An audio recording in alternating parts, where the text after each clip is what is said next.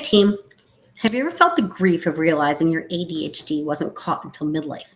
Maybe at you like a wave, all the years you struggled, masked, pushed harder than anyone else, and thought it was just you. Here's the truth: the grief you're carrying isn't just yours, it's generational, it's systemic, and naming that can be the first step in healing. I'm Catherine Avery, and I help neurozesty midlife women. You know, the ones who are juggling way too much and wondering if their brain is broken or has too many tabs open, to stop spiraling, start thriving, and finally build a life that actually fits. So for me, the question started when I was young. Why was I so stupid? Why couldn't I turn my work in on time? Why was school so stick pins in my eyes, boring? And why was math such an epic struggle, especially advanced math? Holy smokes. Here's what my teachers had to say about me: talks too much, interrupts too much, bright but inconsistent, easily distracted, lacks preparation, loses notes, needs to improve quality of concentration. I struggle with that even more now. Doesn't retain material learned. And my favorite, and yes, I'm being sarcastic, is with concentrated effort, could be an outstanding student. When I was finally diagnosed, I felt relief, but I also felt deep resentment because looking back, the signs were all there: the teacher's comments, the exhaustion, the overcompensating. Now, if I'd been a boy, I probably would have been flagged. But then again, who knows? Because back when I was young, not many boys were even diagnosed. But as a girl, I was just told I was too talkative or careless or not living up to my potential. And I grieved those years of self doubt, the opportunities I might have taken if I had just understood my brain sooner. I want you to know that grief is natural. When you finally get the answers in midlife, it makes sense to look back and wonder, what if I'd known sooner? But here's what I've learned: grief isn't only about me. Because the truth is, my story isn't unusual.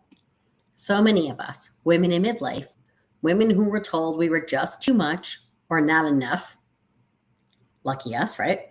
We carry the same grief. So when I was a child, no one was talking about ADHD in girls. The research was built almost entirely around boys. Think of those hyperactive, bouncing off the walls, you know the stereotype. Girls like me who daydreamed or doodled or talked too much or struggled to stay organized, we weren't seen as having ADHD. We were labeled careless, dramatic, or just not living up to our potential. That meant generations of women were overlooked. Some were misdiagnosed with anxiety or depression or had the concurrent diagnosis. Others were told they were lazy, selfish, or just not trying hard enough. Most were simply told, work harder, smile more, stop being so emotional. Smile more, see what happens when you tell a man that. Our mothers and grandmothers, maybe even us, never had the language, the tools, or the compassion for their brains. We inherited their silence, their shame, and their belief that you had to work twice as hard just to be seen as enough. We masked our struggles and used anxiety as the engine to get things done. Guilty as charged. I didn't escape this bias either. I spent 20 years in therapy before I was finally diagnosed. And by the way, I'm the one who said I'm getting diagnosed. One of my therapists even had ADHD himself and still looked at me and all my stuff and said, "You're too smart to have ADHD." By the way, too smart and ADHD, pretty common. It's called 2E, twice exceptional. So think about this. A male clinician with ADHD missed it in me completely. He was so focused on fixing my anxiety and depression that he never asked what was underneath. And that 20-year delay meant I lost out on those decades of strategies, systems, and support that could have made my life so much easier. At least I wouldn't have felt broken. I want you to know I'm not alone. A 2020 review found that women are diagnosed with ADHD on average 5 to 10 years later than men. In my case, way later than 5 to 10 years. That's from K et al. Lancet Psychiatry. Other studies show that as many as 50 to 75% of girls with ADHD are missed in childhood and only diagnosed in adulthood, often after years of being mislabeled with anxiety or depression. And that's Quinn and Madhu, neuropsychiatry, back from 2014. The cost of that bias is staggering. Generations of women have been told they were lazy, careless, dramatically, or simply dramatically, lazy, careless, or dramatic, or simply not living up to their potential. When in reality, they were living with an undiagnosed neurodevelopmental condition. And here's the thing. It's okay to feel grief about that. In fact, I would say we have to journey through grief. It's absolutely necessary because naming it honors what was lost. But you don't have to, and you don't want to carry it forever. Feeling grief acknowledges the truth. Carrying it lets it weigh you down long after it has done its work. So how do we begin to release this grief? By telling our stories out loud so we break the silence. By writing the what ifs down and giving ourselves permission to let them go. I did that and took the papers and burned them in a bonfire. Great little ceremony. By reminding ourselves, this grief is a part of me, but it's not all of me. We don't want to identify with our grief. We're not going to try to erase our grief, but we can choose not to drag it with us. And that choice is part of the healing. So here's what I want you to know. This is not your fault. You weren't and aren't broken. You weren't and aren't lazy. You weren't and aren't failing. You were living in a system that was never designed to see you, and you survived that the best way you could. So that grief you feel, it doesn't have to be a weight dragging you down forever. It could become like fuel, because when you name the grief, you take it out of hiding. And when you tell your story, you break the silence that kept generations of women from understanding themselves.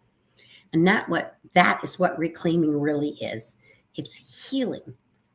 Reclaiming means choosing compassion instead of shame, looking at your past and saying, I did the best I could with what I knew at the time.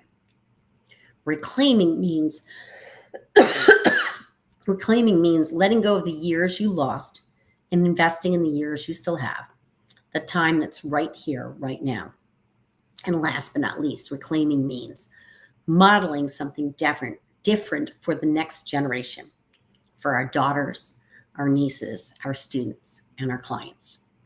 When they tell the truth, when we tell the truth about our ADHD, we give them a new story to inherit. One that doesn't begin with shame, but begins with self-acceptance. And this is why I tell my story, all of my stories, even the stories you probably think, wow, that's a lot. Probably because I'm too much. Because it's my mission to make sure young women don't have to live the same experience I did. I want them to grow up knowing they're not broken, just differently wired. So reclaiming your story is not just about you. It's an act of healing for the women who came before you and a gift to the women who will come after you. Ernest Hemingway once wrote, the world breaks everyone, and afterward, many are strong at the broken places. So if you're carrying that heavy grief right now, the resentment, the sorrow, the what ifs, please hear me. It's not just yours to carry. It belongs to generations of women who were overlooked, dismissed, and mislabeled. It's okay to feel the grief, but you don't have to carry it forever. See the difference?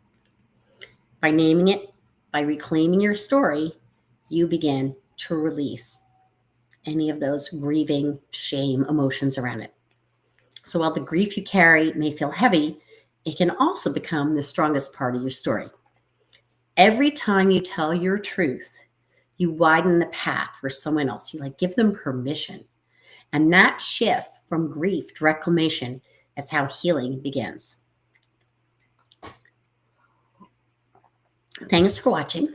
Every like, subscribe, and comment helps this message reach more neurozesty, high achieving, overwhelmed women who deserve our support. Thanks for being part of the shift. And remember, have to laugh at ourselves. Remember, your story doesn't end with grief. It begins again with reclamation.